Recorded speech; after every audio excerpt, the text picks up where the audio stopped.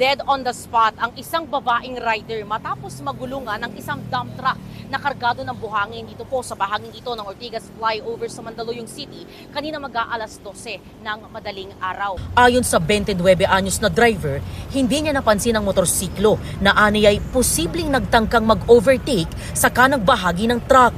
Hindi ko po siya napansin, ma'am. Baka po dito po siya galing sa side po nito. Hindi ko po siya napansin kasi po may sinusundan din po akong truck. Tatlo po kami magkakasunod na magkakasama.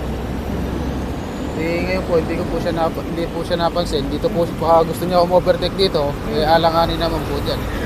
Kumalabog lang po siya, ma'am. Tapos kaya rin niya kumalabog, guminto na po ako, tinignan ko na po siya. Humihingi na lang po ako ng pasensya sa mga kaanak niya. Ganito po nangyari, hindi ko na po sinasadya.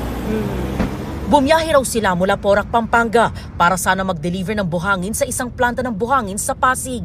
Bandang alas 2 ng madaling araw, habang isinasagawa ang investigasyon at pagproseso ng pulisya sa biktimang nasawi, nagulungan siya ng isa pang dump truck na kargado rin ng buhangin. Base sa pahayag ng truck driver sa pulisya, may nabangga muna siyang SUV.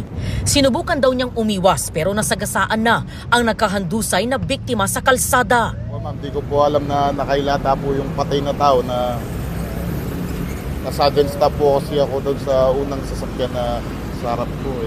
Pag-iwas ko po doon sa sasakyan, di ko po alam na may tao doon sa may gilid ko. Kaya nakabig ko po dito, di ko po alam na patay na po. Parang nag-loose brake po, ma'am. Di ko po. Pagtapak ko po, hindi po huminto yung ano. Kaya nabangga ko po yun doon sa harapan ko.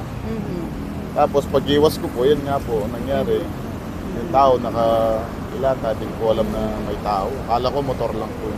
Sa mga pamilya niya po, di ko po talaga, di ko po gusto yung ganyan, di ko din po ginusto yan.